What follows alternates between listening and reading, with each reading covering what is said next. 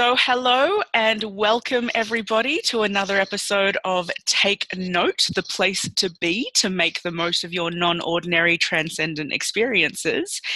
And today we have with us Dr. Bonnie Greenwell, who is a psychologist, non-dual teacher and author of several books and the upcoming book, When Spirit Leaps, Navigating the Process of Spiritual Awakening, which we will be discussing today. So welcome, Bonnie, to the program. It's fabulous to have you here. Thank you, Nicole. It's good to be here. And so among many hats, Bonnie, as I was reading your bio, there's so many different parts that you've brought into your experiences. And you have a centre there, the Shanti River Center over in Ashland. And also you did found and direct the Kundalini Research Network for some time. So you've been involved in this area of spiritual awakening for decades now, written several core texts that have informed people in the field. That's how I came across your work as I was doing my studies. And so having been in the field for so long, Bonnie, I'd love to hear a bit about, where are we at now with this from when you entered a long time ago, this conversation in the collective to where we are now, kind of where you see it all at? Well, I started this work over 30 years ago when I was a graduate student, and I was having my own experiences with Kundalini. So I wrote my doctoral research on the Kundalini, I was really curious about what was the difference between what would make it a difficult experience or a more comfortable experience for people. And back then there was really only there were two books in English related to Kundalini. One was Gopi Krishna's book, which was very scary for most people.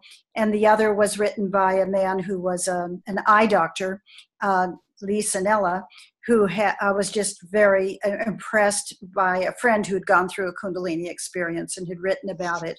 That was called Kundalini Transcendence or Psychosis. Mm-hmm. So there wasn't very much, and I decided to look in every book I could find and collect as much information as I could about the subject, and started my dissertation and then wrote my first book off the dissertation. And around that time, the Spiritual Emergence Network was getting interested in the topic.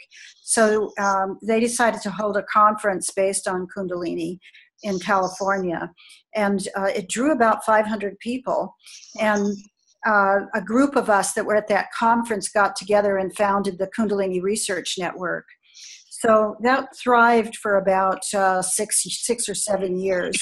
And we had conferences around the world. We had several in the US and a couple in Europe. And at some point, it just felt like that, for me anyway, that work was complete. It just wasn't, it was time for me to leave. And I don't believe the network is really functioning anymore. But a few years later, so I would say as far as Kundalini work went, there was like a thriving period there for about 10 years. And then it feels like things kind of faded away for a long time. And in the last 10 years, there's been a new resurgence of people that are talking about the subject. And it's important to notice that 30 years ago, we didn't have the internet. So people couldn't find one another easily. I found people, I don't know how I found them, the ones that came to the conference. Somehow I would hear about somebody and write them a letter or give them a phone call. And that was how we initially got together. So I think as the internet has evolved, more and more kinds of spiritual teachings and more perspectives on Kundalini have become much more available for people to read and explore. And for me, after my first book, people started coming to me for help with their process. And once I got my websites up on the internet, I started hearing from people all over the world. So my feeling is that people have been entering this process for various reasons for a long time, but we all haven't been able to find one another easily until the internet. I think that there's a new perspective now. I think the new organization, Science and Non-Duality, is bringing together a lot of people interested in both non-duality and science, and that the whole idea of spiritual awakening is the understanding of it is maturing into much more of a non-dual or unitive kind of realization of what awakening is that goes beyond the Kundalini experience. And during the early network years, my feeling was that we were pretty just focused on Kundalini. We really didn't bring it deeply enough into what it really means to awaken spiritually. And nowadays, there's people who are doing that, and it's blending a lot more into the experiences of people, say, that are in Advaita practices or non-dual teachings and Zen practices that don't have any emphasis at all on Kundalini, but do have an emphasis on shifting consciousness.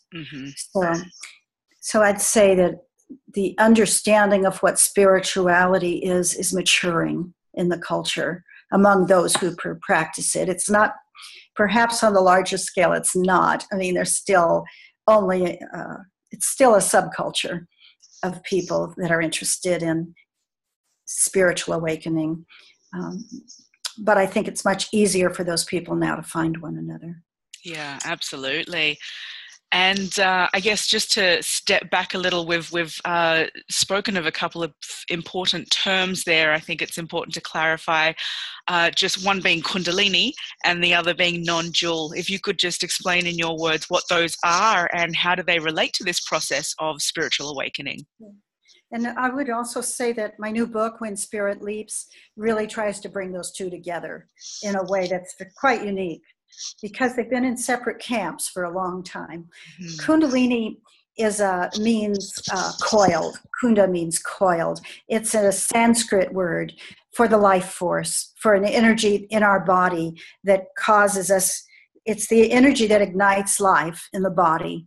So after a child is conceived and the body is formed into a baby, the residual energy of that dynamic coils at the base of the spine and holds the physical energy field in stasis throughout our lives. And then when we die, the energy unravels and leaves the body. Kundalini energy awakens for a lot of reasons before we die. Yogic practices have been designed to awaken it, and Tantra. Also, any kind of intense energy practice. And many people who've had a near-death experience or some other kind of intense trauma may have activated it. Non-duality refers to, it's kind of the English word way of looking at the history of Advaita Vedanta. It's kind of the modern Advaita perspective that everything comes from one source. There's one beingness, and all of us are part of that. And it's more interested, Advaita teachings and other non-dual teachings are more interested in shifting consciousness than they are in Kundalini. It's much more about the movement of consciousness out of identification with the separate self, and allowing consciousness itself to wake up and recognize its unitive aspect and its the fact that it's everything, basically. So many people who are in those kinds of systems, non-dual systems, like, say, for example, Zen, are not encouraged to open Kundalini. And if it happens spontaneously, it's not particularly supported. It's kind of discounted. At the best, it's discounted. At the worst, it's criticized. So, but what I've learned, because after my time in the Kundalini Network, I became connected with Ajahn Shanti and had another level of awakening of my own. And in that, and in watching Ajah's students, I have come to see that many people will have an awakening of consciousness before Kundalini arises, and then Kundalini may get active afterwards as kind of a clearing process and a transforming process. And it moves up through the chakras, and it moves up through the body, and it brings about a lot of changes in the emotions and the body, the energy field, the psychic field, all of those things. Not everything happens to everyone, but it can bring a lot of new experiences that are disarming for people, that shake them up a little bit, especially if they're not in a system that has that perspective, that energy awakening is part of a spiritual awakening. Yeah, and I love that you've written this book in a context where we are now connected through the internet. We do have access to so much more information and wisdom paths and spiritual tools and technologies, if you will. And at the same time, there are many people having experiences who might not be connected to a community where that can be grounded and understood. So given that larger reality that's taking place in the world right now, I find your book so timely in that, and when spirit leaps, I'd love you to describe a bit more about why the word leap in there, and how does that fit into this time where this shift is taking place?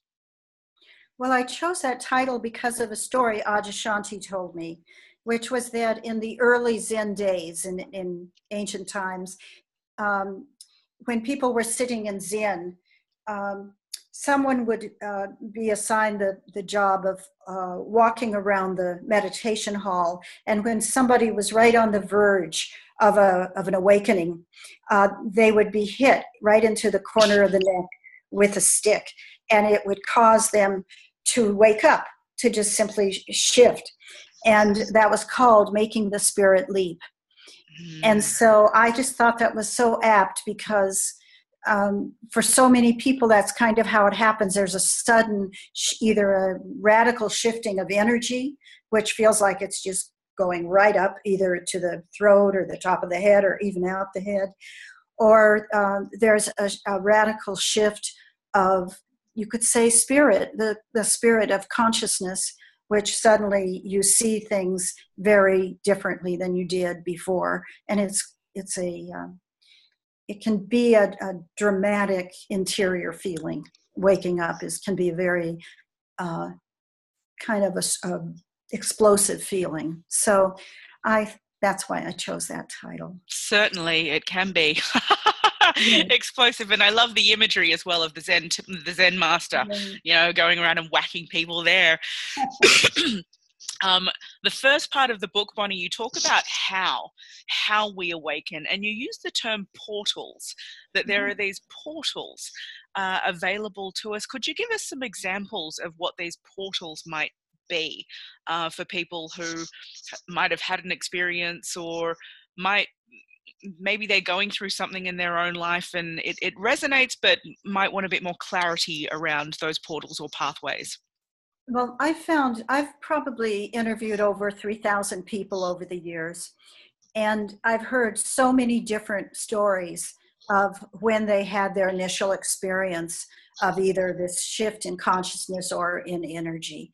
So I think that the more classic portals would be meditation, or a Kundalini yoga, tantra practices, intense energy practices. They're designed specifically to activate Kundalini eventually in a more gradual way. You will work yourself up to it. So those are very classical portals. Doing breath work, that type of process, anything where you're altering the breathing, can be a portal.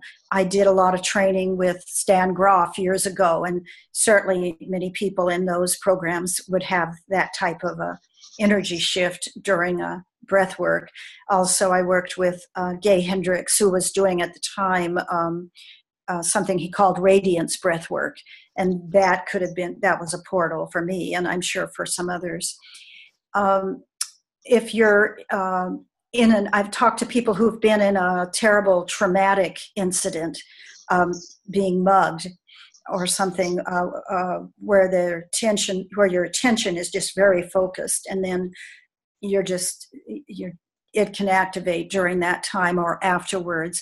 Or if you're in an automobile accident, I've talked to people who've been in traumatic accidents and left their body at the time, and had, after they came back and their body was being healed in the hospital, there was still these dramatic energetic shifts going on, and perhaps a radical shift in consciousness too, a sense that I'm not the physical body and mind that I thought I was. So many people have had NDEs, have these kinds of phenomena. Sometimes it seems like people can have this happen in a dream. They might have a dream of being initiated by someone, or a picture and a dream of a snake, and somehow that triggers it. I would say when it happens spontaneously, that it's usually with somebody who has, you could say, been primed by doing either a lot of meditation or yoga or intense dedication, intense devotion, intense love. Those kinds of things can kind of make your system more available to a Kundalini arising. Those are some of the things I can think of off the top of my head. I've heard one young woman, one of my first clients, was a student nurse. She just woke up in bed at one night, and it felt like her bed was being electrified. And she got out of bed and looked around, and then there wasn't what was happening. And that was her initial experience. She had a lot of energetic releases for a long time after that, sometimes so strong that it would knock her over. So it can be extremely random and spontaneous, and where you can't really know the primary cause, primary trigger. And these portals of awakening and opening, I guess, where do they lead? It depends a lot on who you are. They can lead to a lot of difficulty if you're not spiritually oriented and you're just frightened. They can lead to, for most people that I've met, it's led to a spiritual search if they were not already on one, where they want to understand what's happening, and they're very a little disoriented because there's nothing in our culture to explain this. And if they go to the traditional therapist or doctor or minister, it's not going to be held in a way that they can feel okay about it.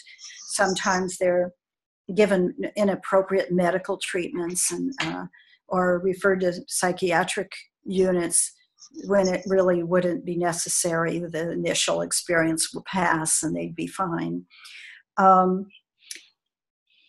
But let's say that somebody that begins a deep spiritual search after this kind of a sudden awakening will probably begin to do more meditation. They'll probably spontaneously change their diet. They may not. If they don't, they won't feel right. They'll feel. Usually, people end up having to give up alcohol and another common portal today is the use of psychotropic drugs, or entheogens, as they're called sometimes. It can cause a great deepening, a great longing, a great refocusing of your life. And if that happens and you're able to stay with it, it can bring you to an awakening that is very transformative in your life, where you've changed a great deal because you see the world entirely differently. So it can go in many directions. I think that the people who have some preparation, people who have done some psychological work, especially if there's trauma in their history, if they've done that beforehand, people who have a reasonably healthy lifestyle and who have been pretty stable in their life usually have an easier time with a sudden awakening than somebody who's kind of living on the edge, either financially and emotionally. So it just helps to be prepared. You could say that in ancient times, when these practices that awaken Kundalini were actually taught to people, it wasn't until they'd had a long time commitment to the spiritual teacher and the community. They'd done a lot of work in letting go of ego and just, being part of the group, doing whatever was needed in the community. They've kind of stepped out of the world and probably done a lot of subtle psychological work as the teacher worked on their ego and tried to get them to let go of their attachments and desires. And so the teacher would say, well, now I think they're ready for these more advanced practices. And then there might be a more natural and easier experience of opening energy. And of course, in some traditions, you have to spend 3 years away from the world in order to be taught what you needed to know to shift consciousness into an awakened place. So that kind of ancient tradition was the way it used to be done. And you wouldn't even be accepted in a spiritual community if you didn't have a pretty healthy background to begin with, and great intention, great desire to know God or to know truth. And today, people are picking up all of these practices, doing sometimes 3 or 4 different systems in the same month, trying out things on the internet that are very advanced, that plunge them into extreme states of consciousness. And maybe, the night before they were drunk, or they've had the history of alcoholism, and their system has huge amount of toxins to release.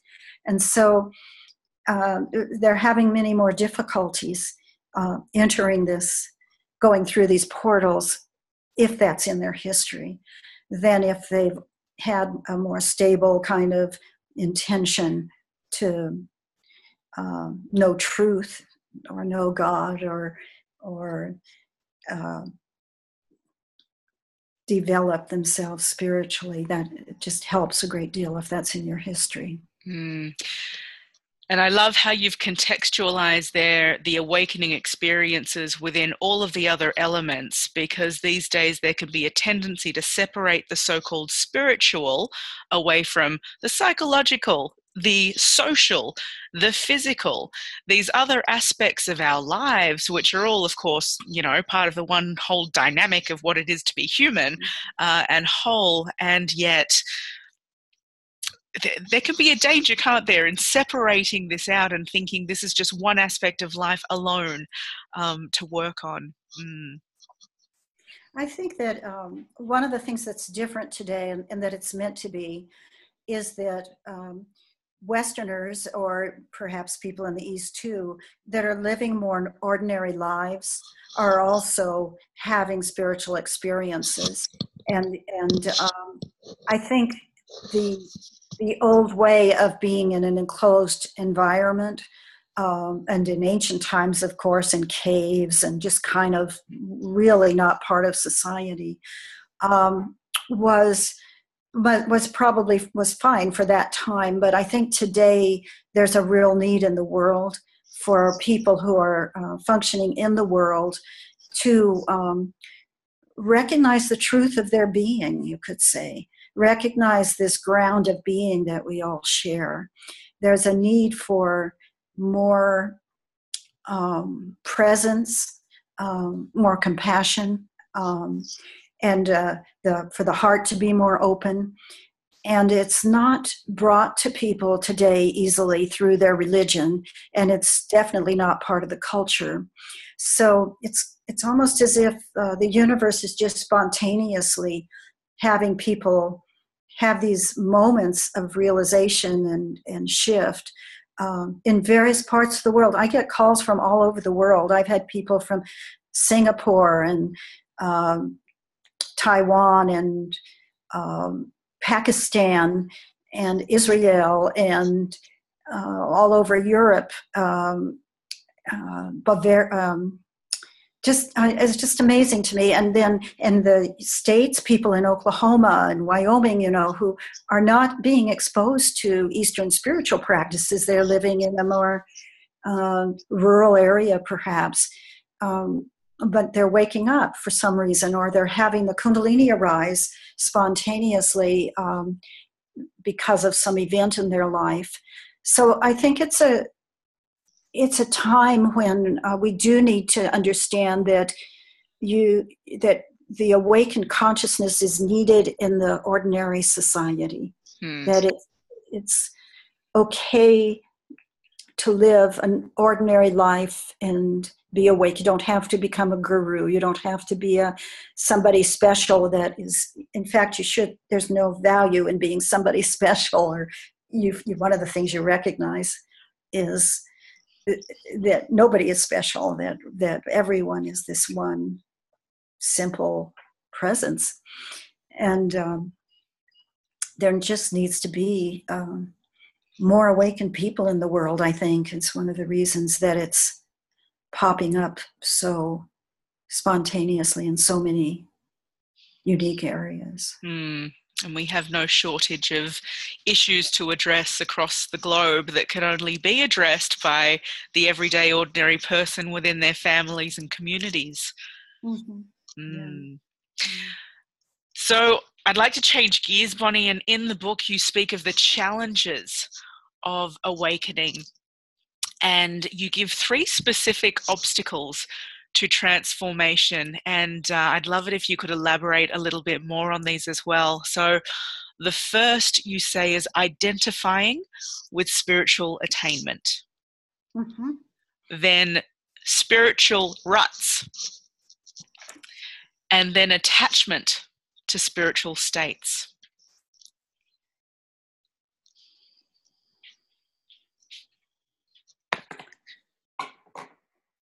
And there's a quote here as well that really stood out to me. Few spiritual teachers, meditation instructors, medical professionals, therapists, or yoga teachers know how to recognize the ways that awakening impacts us. Most are unable to offer support. Very much like what you said before, these things happen, and where do we go? Who do we go to? How do we identify them? So the challenges on the path are definitely manifold. And so, yes, those 3, the identification with spiritual attainment, spiritual ruts, and the attachment to spiritual states. Could you elaborate more, please? Yeah. Well, one of the things that truly needs to happen if one is actually going to be awake is the letting go of identification with the personal me. It's the realization that in a way you don't exist. You don't exist as who you thought you were. But the mind, the way we're constructed as humans, we tend to identify with our experiences. So it's very easy when you've had a really extreme experience or exotic, expansive experience, to identify with it, to identify both in the way that you want to keep repeating it, or that you feel I'm special because this happened to me, or that you think now I need to go out and tell everybody about this and get them to have it too. And so that movement of identification is counterindicated if you really want to wake up, because what wakes up is not you. You don't get it. It's not for you. It's not something you add to your list of accomplishments. It's actually the annihilation of you, the little you that has worked so hard to be so great and accomplish all these things. It's the recognition that in a way that was an illusion. That was the game you were playing. And to keep moving forward in a spiritual path, one needs to keep letting go of those kinds of attachments. So that can really get in the way of your further maturing, your spiritual maturing into what your true potential is, which is really a letting go completely of your personal. One of the problems people often have is their sense of drive has fallen away, their sense of purpose, because the little me doesn't have that drive and purpose. It's like the true nature. Well, I would say, let me reframe that. The little me is the one that carried the drive and purpose, and now it's fallen away. And the true nature may wait, may hold you for a very long time before you have an intuitive awareness of how to move next and what to do next. So that can be a very difficult time. And the tendency of the ego is to grab something and run with it, just to replace what's been missing now. So this is a dilemma that people sometimes find themselves in. The sense of being really attached to states, special states. I think this happens a lot with people that use the psychedelics. They go somewhere and then they want to keep repeating it over and over again. But the true nature doesn't care. The true nature, that if you're really connected with your true nature, it doesn't need to go somewhere over. It doesn't need to go anywhere. And it's the little me that gets attached to the pleasure of those expansive moments and the insight, because sometimes there is insight and vision and all of that. But on the other hand, if you become somebody that is over and over collecting stuff, no matter how,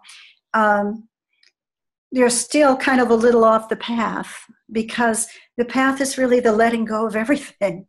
It's letting go of all the identifications, desires, attachments. We have this hunger, to know what's true, to know what God is, and that drives us for a while. But after a really full awakening, that hunger goes away.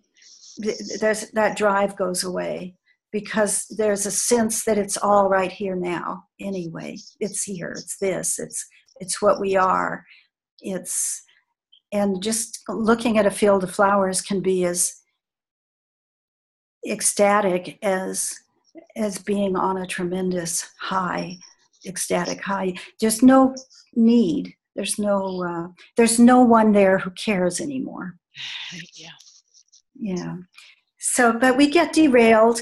It takes people a very long time, I feel, before, usually people will have glimpses, they'll have moments, they might even have a week or a month of being in this kind of a free-flowing state of beingness. And then the old psychological patterns, some of them start coming up again, and they end up feeling like they've lost something. They don't realize that the truth of their beingness is still there. It's just gotten clouded over again with these repetitive old habits and patterns, and that can take years for people, and holding an intention throughout it all to. Shanti's called it having fidelity to the truth, staying true to what you knew, and being willing to face all the parts of you that still aren't awake and haven't noticed it yet, haven't been able to let go yet. And that's a process. So I think there's many people who have had awakenings, but very few who you might call enlightened. Because there's a complete dissolution of the separateness in somebody that's completely finished the journey, you could say. And I don't know that the journey ever ends. I asked Shanti that once, and he said, how could this end? We're talking about the infinite. So it may be a completely forever unfolding of truth. So and I guess, sorry? Those are some of the issues that are common. Yes. In this process. And, as Maslow pointed out several decades ago as well, there's this tendency towards peak chasing. that happens there, and few walk the plateau, but it's this excitement of the peaks and the wanting to recapture some sense of that, and that can be quite a fruitless journey if it's just a continual chasing of that. It's true, but you can't blame people for it. I mean, it's a natural human tendency to want the peaks, but it isn't the same as, it is not going to take you to the completion. That's all.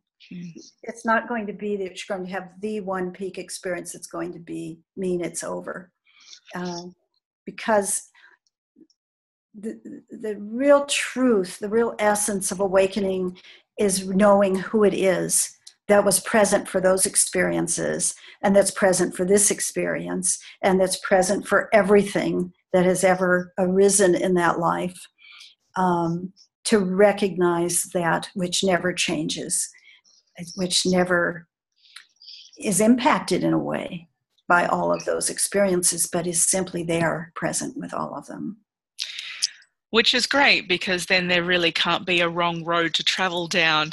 If there's always a presence that is there, it's all part of the entirety of the journey.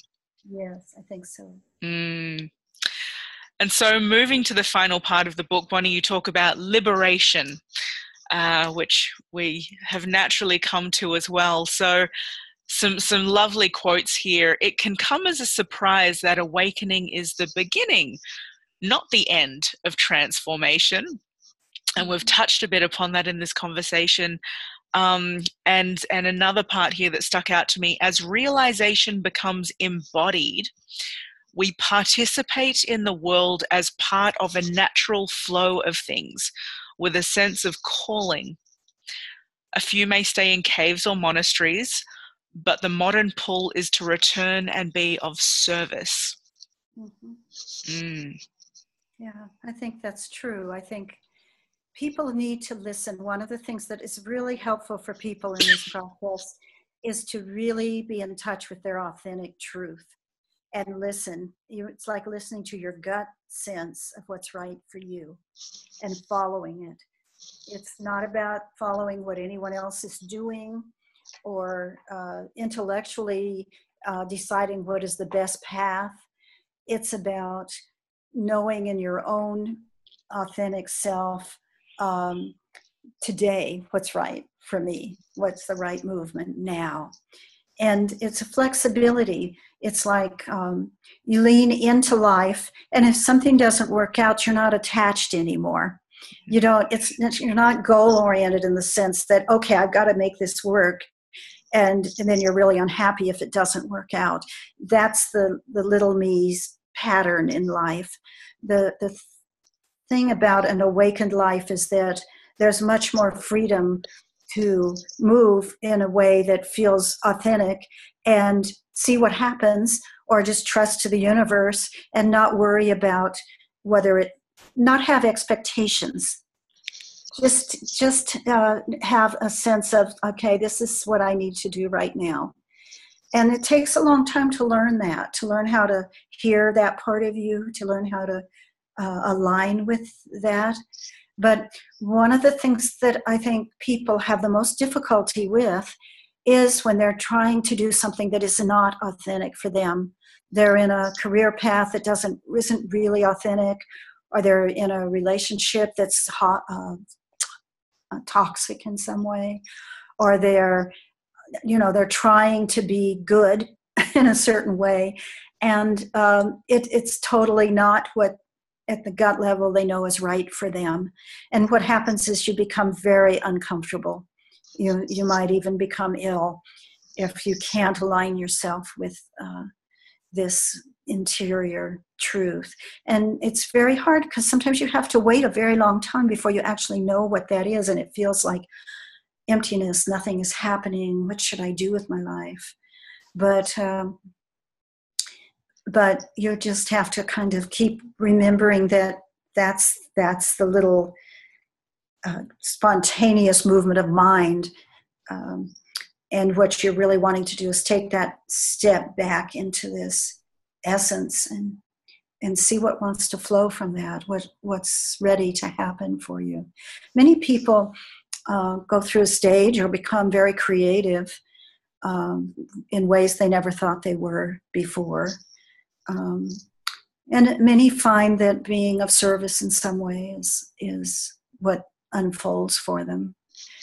One of the things I've discovered, and I think it's probably true, is that the universe finds a way to use you that draws on whatever skills you've already developed. So you might not have to go out and become, a whole new skill set.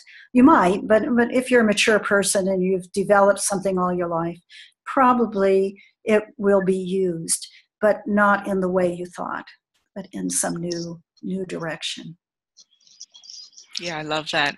There's so much I can relate to in what you're saying there, Bonnie. I'm sure the people listening to, there's probably going to be many nodding heads. Because what you encapsulate there is something that can take place over decades, and it's so subtle.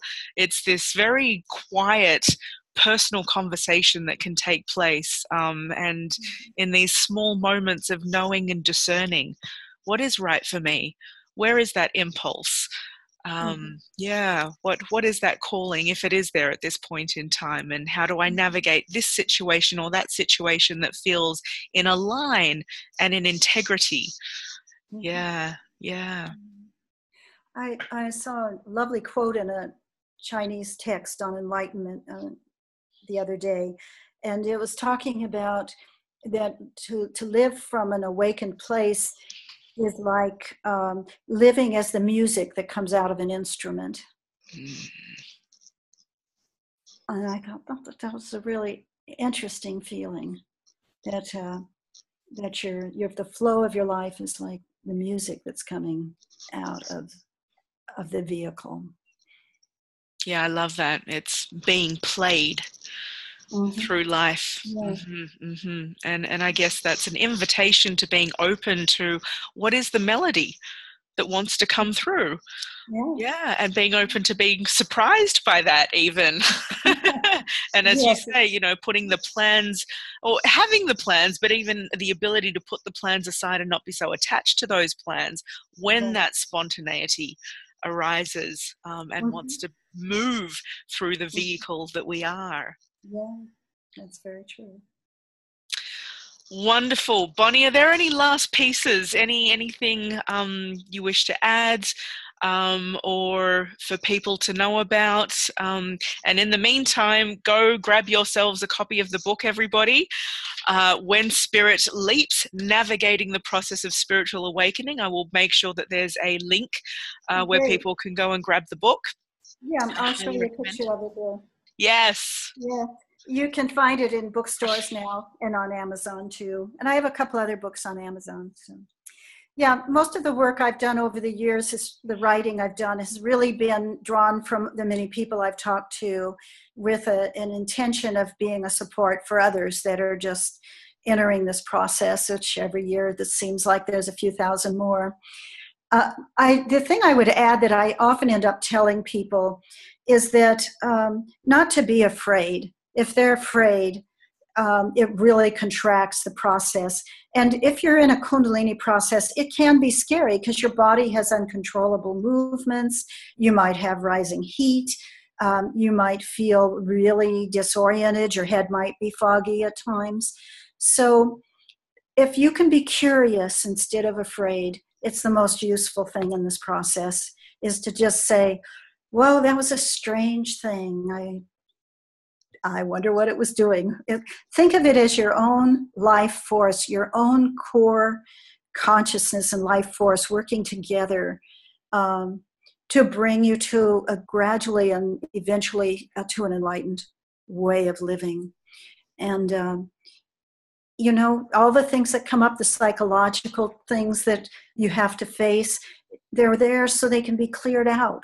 The toxins that want to be released from your body, they're coming up so they can be released, so that you can become very open and clear and present without all of your old conditioning.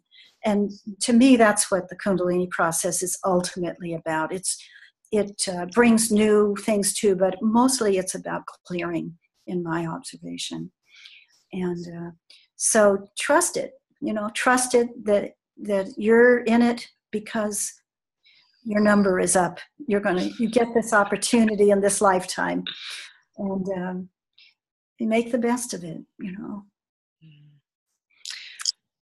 Bonnie Greenwell, thank you so much. It's been an honor and a pleasure. Thank you for sharing. And may this book reach all of the right hands in perfect timing. Thank you. Thank you very much.